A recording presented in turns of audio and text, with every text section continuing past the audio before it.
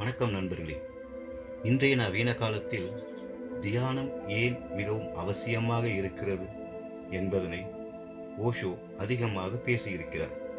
அதிலிருந்தும் தியானம் என்பது என்ன என்ற நூலிலிருந்தும் இந்த காணொளி உருவாக்கப்பட்டிருக்கிறது. வாங்க விரிவாக பார்க்கலாம்.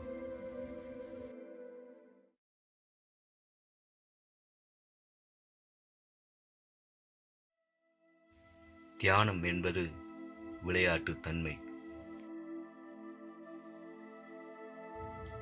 தியானம் என்றால் என்ன? பயிற்சி செய்யக்கூடிய ஒரு செயல்முறை, தொழில் நுணுக்கமா அது? நீங்கள் மேற்கொள்ள வேண்டிய ஒரு கடும் முயற்சியா அது? மனதினால் சாதிக்கக்கூடிய ஒன்றா அது? இல்லை. மனதால் சாதிக்கக்கூடிய எதுவுமே தியானமாக இருக்க முடியாது. தியானம் மனதை கடந்த ஒன்று. அந்த இடத்தில் மனதுக்கு சுத்தமாக எந்தவித வேலையும் கிடையாது. மனதால் தியானத்துக்குள் ஊடுருவவே முடியாது.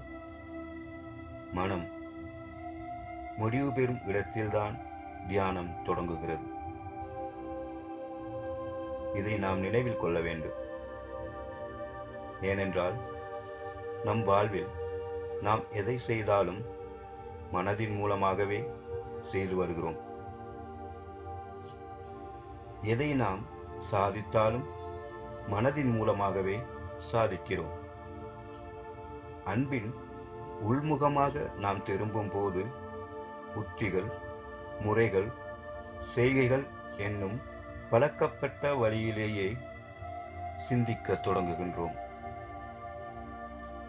ஏனென்றால் எல்லாவற்றையும் மனதின் மூலமாகவே செய்துவிட முடியும் என்றே வாழ்வின் முழு அனுபவமும் நமக்கு காட்டியிருக்கிறது. ஆம், எல்லாவற்றையும் மனதின் மூலமாகத்தான் செய்ய முடியும், தியானத்தை தவிர. தியானத்தை தவிர மற்ற எல்லாமே மனதின் மூலமாகவே செய்யப்படுகிறது. ஏனென்றால் தியானம் என்பது ஒரு புதிய செயல் அல்ல. இயல்பாகவே நமக்குள் இருக்கும் அந்த சொரூப நிலையே அது. அதுவே உங்களின் இயற்கை தன்மை. அதை போய் சாதிக்க வேண்டியது இல்லை. அது இருப்பதை அப்படியே மீண்டும் உணர்ந்து கொள்வது, அது மட்டுமே போதுமானது. அதை நினைவு கூர்வது மட்டுமே போதுமானது. அது அங்கேயே உங்களுக்காக காத்திருக்கிறது. உள்முகமாக திரும்பிய உடனேயே கிடைக்கக்கூடியதாய் அது இருக்கிறது. அதை எல்லா பருவங்களிலும் எல்லா நிலைகளிலும் கூட நீங்கள் கொண்டுதான் இருக்கிறீர்கள். தியானம் உங்களின் உள்ளார்ந்த இயல்பு நிலையாகவே இருக்கிறது. அதுவே நீங்கள், அதுவே உங்களின் உயிர் தன்மை. அதற்கும் உங்கள் செய்கைகளுக்கும் எந்த விதமான சம்பந்தமும் இல்லை. அதை நீங்கள் அடையவே முடியாது. அதை நீங்கள் தேவையில்லை என ஒதுக்கவும் முடியாது.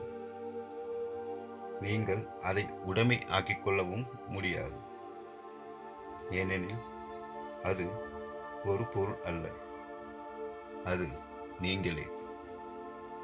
அதுவே உங்களின் இருப்பு நிலை. நன்றி. தொடரும்.